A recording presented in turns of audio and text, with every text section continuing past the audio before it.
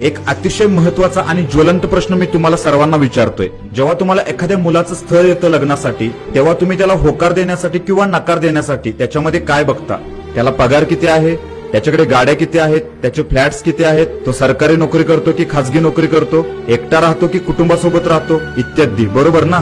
मला वाटतं तुमच्यापैकी 7 ते 70% मुलींना आणि त्यांच्या वडिलांना असंच वाटत असेल की मुलगा हा सरकारी नोकरीला असावा. चला आज एक तुमचा गोड गैरसमज दूर करतो. माझा मित्र परिवार खूप मोठा आहे आणि त्या मित्र परिवारातील जवळजवळ 60 ते 70% मुलं मुली हे प्रशासनात काम करतात. अगदी तलाठी ग्रामसेवक पासून तहसीलदार उपजिल्हाधिकारी पर्यंत आणि पोलीस शिपाई पासून अगदी डीवायएसपी एसपी पर्यंत. त्यांचे जेव्हा मला कॉल येतात तेव्हा ते एकांतात असताना मला सांगत असतात की जगाला फक्त आमच्या नोकरीचा मोठेपणा वाटतो, परंतु ही फील्ड खूप त्रासदायक आहे. ना वैयक्तिक आयुष्य मोकळेपणाने जगता येतं, ना कौटुंबिक सुख. एका बाजूला जनतेचं प्रेशर तर दुसऱ्या बाजूला क्रिमिनल प्रेशर, तिसऱ्या बाजूला राजकीय पुढारी तर चौथ्या बाजूला कुटुंब आणि नातेवाईकांच्या अपेक्षा. आणि या सगळ्यानंतर प्रशासन आणि शासनातील काही वरिष्ठ लोकांकडून कामामध्ये होणारा अडथळा. एवढे सगळे प्रॉब्लेम एका सरकारी नोकरदाराला फेस करावे लागतात. मग सरकारी नोकरदारच मुलगा हवा हा हट्टास कशासाठी? अजून 5 ते 10 वर्षानंतर जगामध्ये सर्वात श्रीमंत कोण असेल तर तो म्हणजे आपला शेतकरी. जगातील कोणतीच ताकद त्याला विकत घेऊ शकणार नाही.